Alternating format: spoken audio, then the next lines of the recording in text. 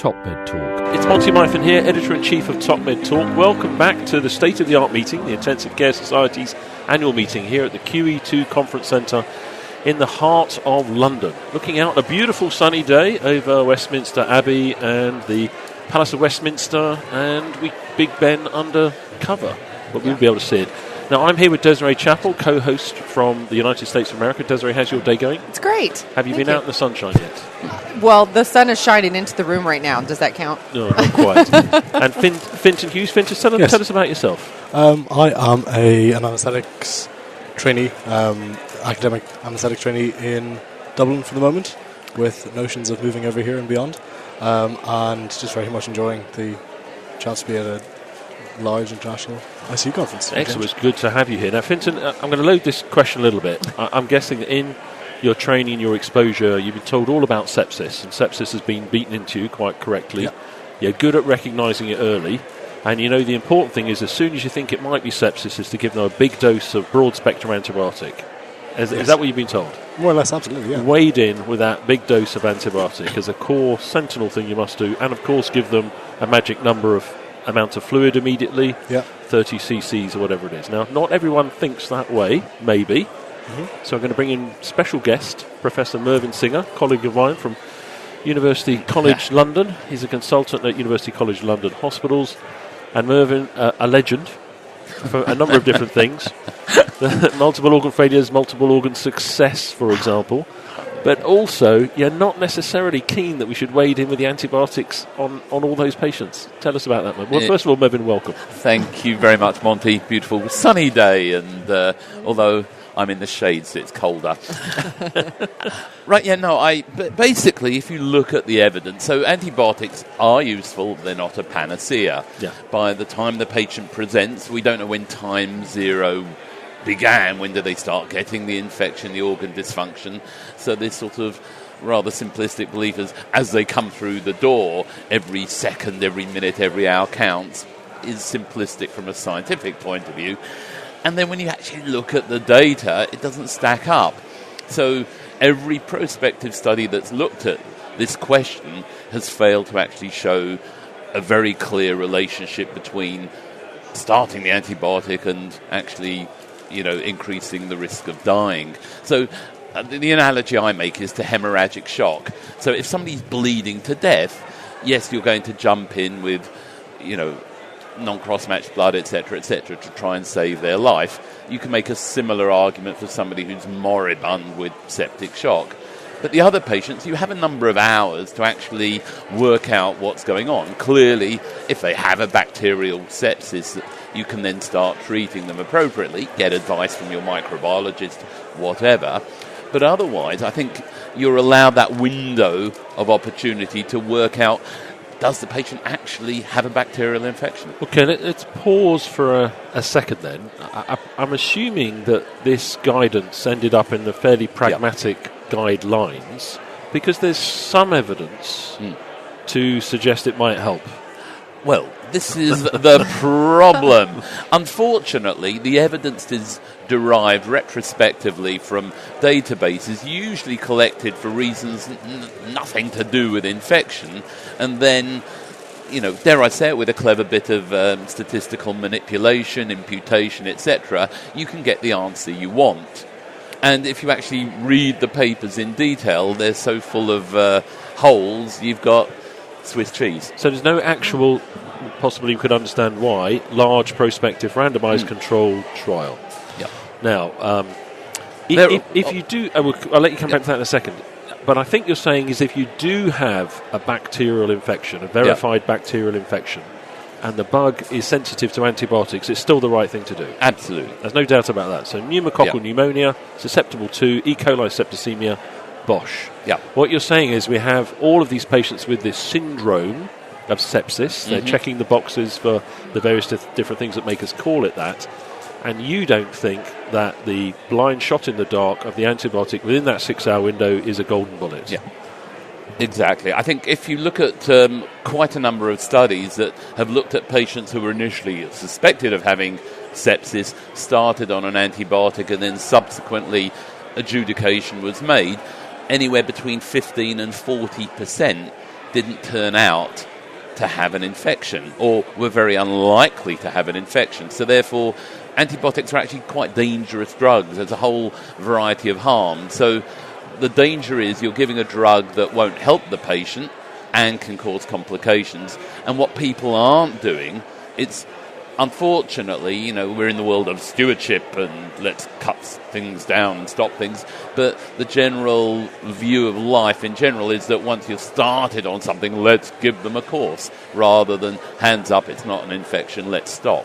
Well, we might get time to come back to the course, but let's go for the first shot within the 6 hours because it's in the guidelines. Hour. Our guideline, it's an hour as soon as possible. Yeah. As soon as they come through the door, it's on every poster, it's on every T-shirt. It is literally beaten into us, and one might argue that overall there's a greater benefit than harm. What do you pragmatically do about that at work? Right. So a patient who's moribund, very ill, I jump in. I just give empiric treatment. Okay, so you do under those two. They're an extremist. Yep. You're in. Yep. You're giving it. Okay. The ones where I think there's a clear infection, it's not like, I've got to rush and do everything like tout de suite, but there is, I think, a reasonable case, and you should do, make sure you're giving the right antibiotic, talk to your microbiologist or whatever. Don't delay unnecessarily in that instance. Give the patient the treatment. Crucially, I think what's often forgotten is source control, which is probably as, if not more important than the antibiotic. Okay. So it's still, which are the ones you don't give it to? Well, that we're told we should. Right. Okay. The grey ones, the ones who are unwell but not very unwell, the ones who it's not clear is there a source.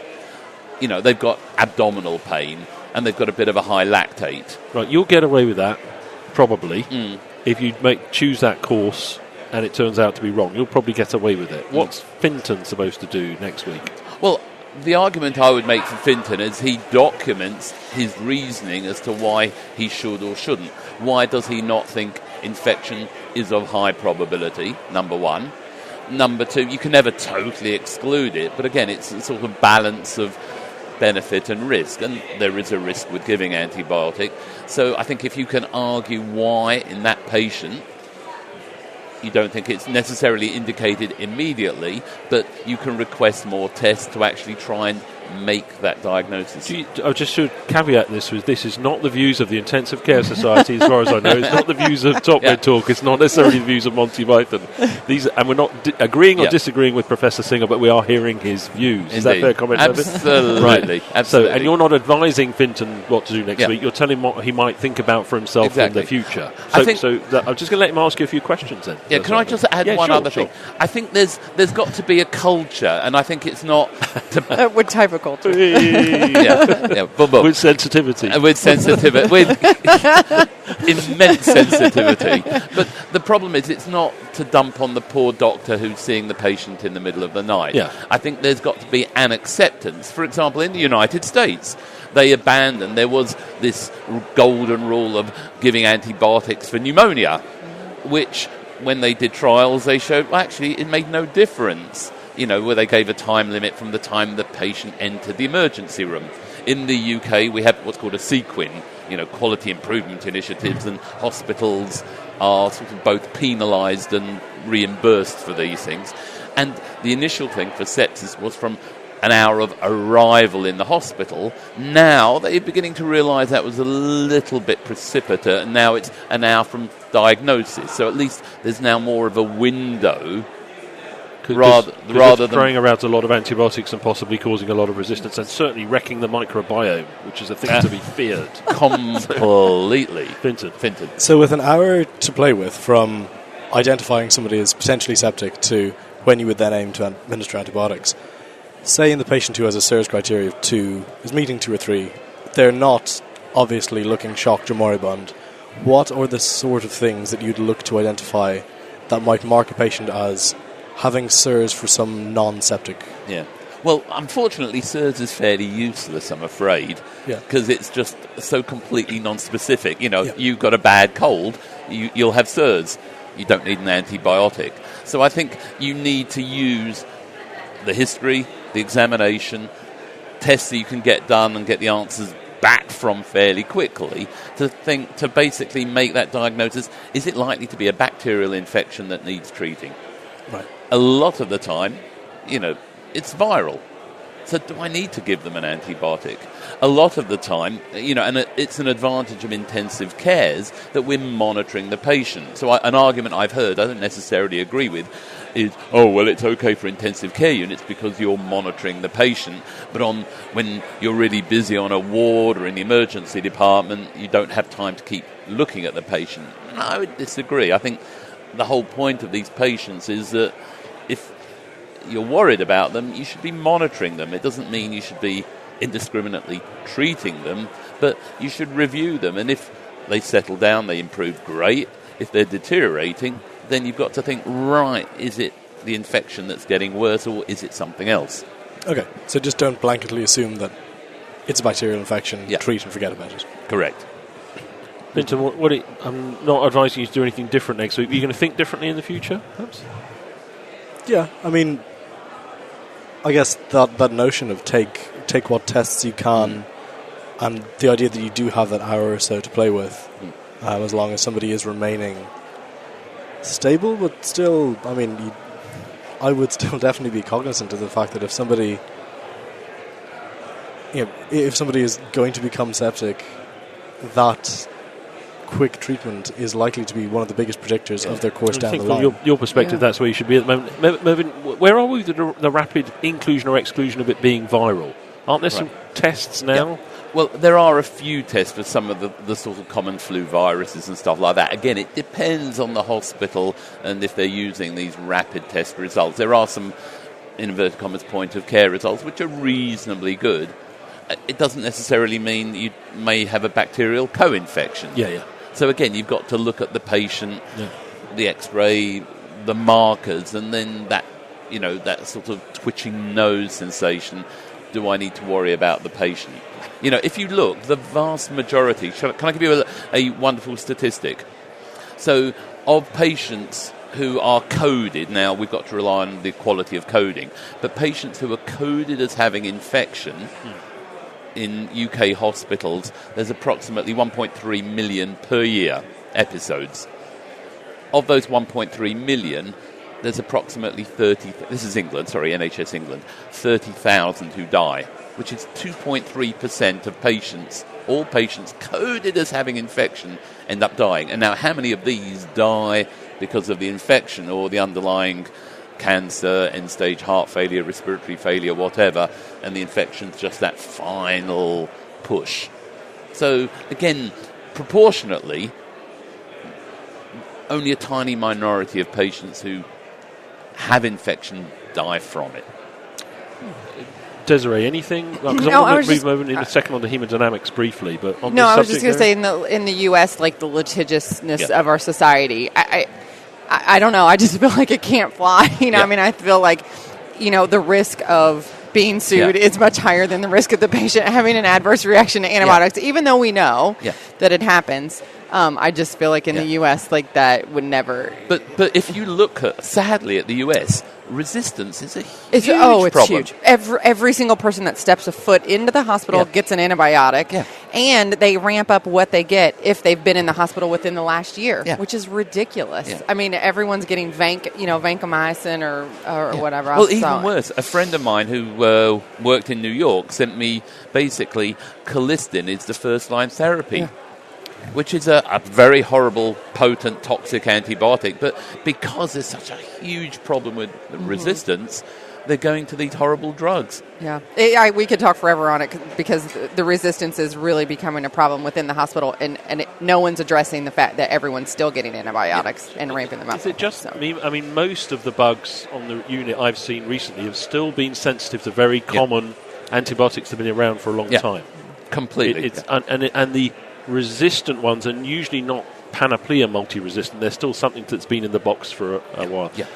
Mervyn, when should you stop the antibiotics? And if you're saying we don't want a full course, what's enough? My personal view, in fact, we've got data from our place, and we published it. Our standard course is 4 to 5 days of monotherapy. These are for patients with proven bacteremia. And we have a very low breakthrough rate, a very low relapse rate. So clearly, if you have a deep-seated infection, endocarditis or symbolitis, you'll need a longer course. But the vast majority, one dose of antibiotic will probably be sufficient. However, we've learned, because a week is 7 days, we give 7 or 14 or 21-day courses. Really? If you look, standard in America is... I was just going to say in America. 14 to 21 days. Yeah. 14 for sure. 7 to 14 for sure. IV antibiotics if they're in the hospital. Yeah. Because we seem to give about, as you said, about 3 to 5. Yeah. So if you have urological sepsis with a E. coli, it appears to be not deep-seated. I mean, a dose or two they seem to get. Absolutely. No, they'll run them for weeks. Yeah. But that's overkill. And they will say that you're going to create resistance if you don't take them you don't take them as long. So we're under a little bit of time pressure. Mervyn, for the last couple of minutes, I want to talk to you about haemodynamics and haemodynamic management in critically ill patients. Okay, so you're credited with being the inventor. I know it's a little bit more complicated than that. Of the esophageal Doppler, descending aortic velocimetry. Yeah. In our critically ill patients at the moment, where are we with regards to the use or not of haemodynamic monitoring in the broader sense? Yeah, great question. I think, unfortunately, we are at a bit of a crisis point. I think in the good old days, it was let's put a pulmonary artery catheter in, don't use it properly. In the US, you could bill for it. And then, unfortunately, a few trials didn't show any purported benefit, and so it fell out, and then a variety of non-invasive, minimally invasive tools came in. Unfortunately, again, I think the companies have been a bit coy about highlighting limitations, and so how and when to use a lot of these technologies hasn't been well explained or expressed to clinicians who use it, so a lot of these things are used badly. And I think as a result, many, certainly in the UK and I think in the US as well, many centres don't use more advanced haemodynamic monitoring. So essentially they're guessing what to do. The blood pressure is low. Oh, let's guess how much fluid to give the patient. Let's guess what inotrope or pressor I should use, which seems to be a bit banal because, hey, if we believe that it's important to titrate and optimise therapy, surely more information will guide us more accurately. Yeah. And I think, unfortunately, we need as a community to stand back and work out how we should do it. I think the problem is, we're beaten around the head by, the large trials don't show any benefit. But perhaps on an individual basis, when you personalise care, you can show a difference. And again, I can think of loads of anecdotes. Unfortunately, it's anecdote.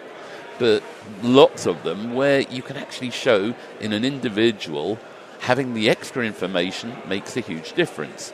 Now, in the operating room where we're doing elective surgery, the data's a bit cleaner. There's still controversy, but it seems to make sense that if you're using it to make objective decisions, to do simple things, to keep the blood going everywhere and to keep the pressure adequate, it's a lot easier to understand.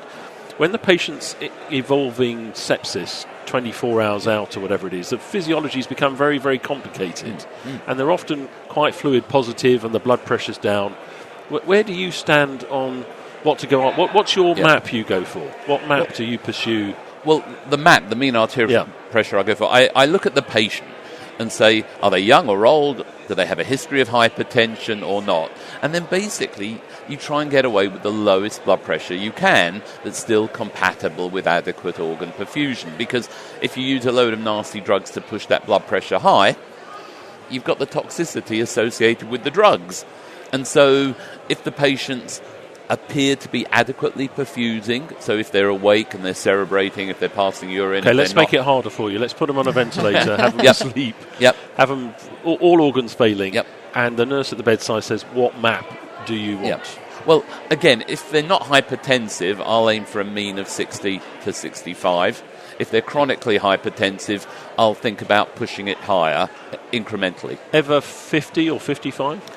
Very occasionally. Usually in those patients, usually they're the ones who are awake, cerebrating, etc. And then that gives you a good sense as to whether or not, if their brain's being perfused and they're usually, sitting upright, that usually gives you a sense as to whether the rest of the body's being perfused.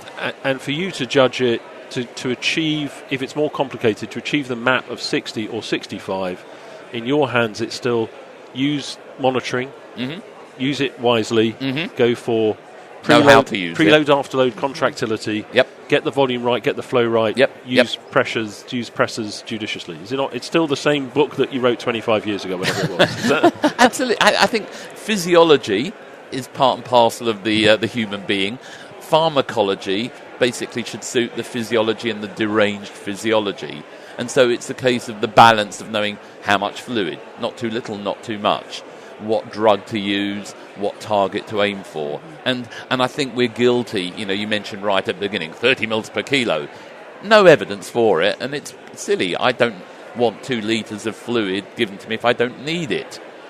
I might need more. Well, one other question I was going to ask is that, you have obviously a lot of experience, but there are a lot of people that don't. And so do you think that protocolized care is beneficial to those?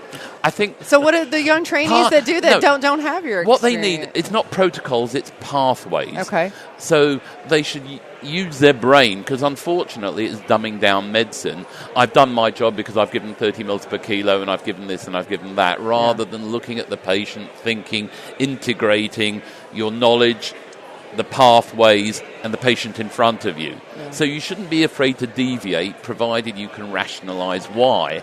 So I've got this wonderful book on the bookshelf at home called Webb and Singer, or Singer and Webb, which is full of algorithms. Yeah. Are algorithms okay?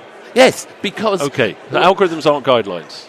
Because it's stressed in there that these are things to make you think, but you're not mandated to follow. But guidelines aren't mandates. No, but guidelines are then dressed up as protocols. You're beaten around the head in your hospital, Fintan, I guess, to follow this, because you'll be told off if you don't. Surviving sepsis campaign guidelines. Sepsis thing 30 mils per kilo. No evidence for it. Sorry, disclaimer here for a second. Fintan, we're in no way suggesting you get beaten up the whole time. We often can't find the protocols. They're in a great book. No, but algorithms don't mean protocols. Guidelines don't mean protocols. A protocol is a rigid, fixed, stone. Yeah. You have to do it this way, or else you're bad. And I'm arguing that suits a population. It doesn't necessarily suit the individual. I think it's just all in how you manage the expectations of these things that you're giving people. That wasn't taught. It's just, here's your piece of paper, follow that, I'll talk to you later. And unfortunately, you can't. It's very hard to do that. I think a possible reason that people end up falling into these protocolized ways of treating people is that in the final few months of a push, immediately prior to graduation, the aim is just show them you're a safe doctor.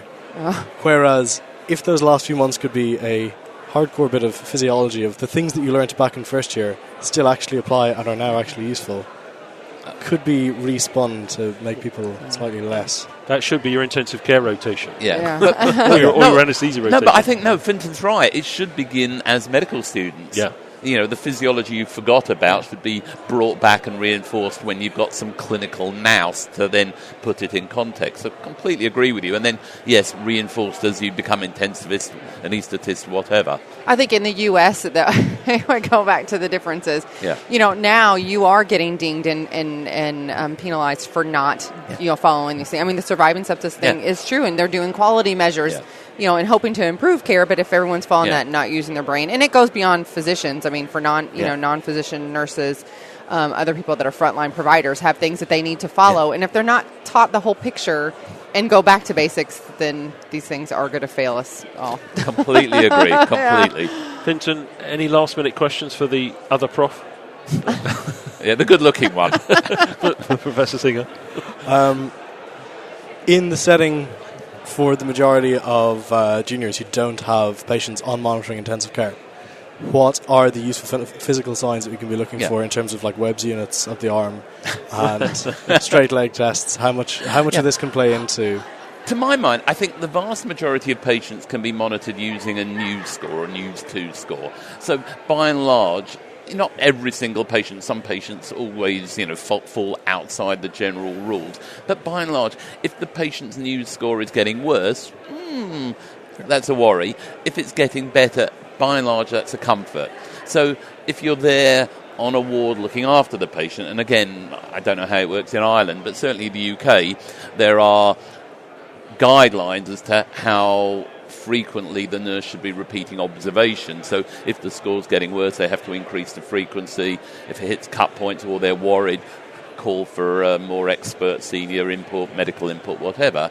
And so usually, I think that's, some patients will fall through the net, but it will be a minority. The majority will be picked up. And if you look at patients who do come to grief on the wards, usually those patients have a clear history of deterioration for hours before they fall in a heap, rather than minutes. Yeah, that's fair enough.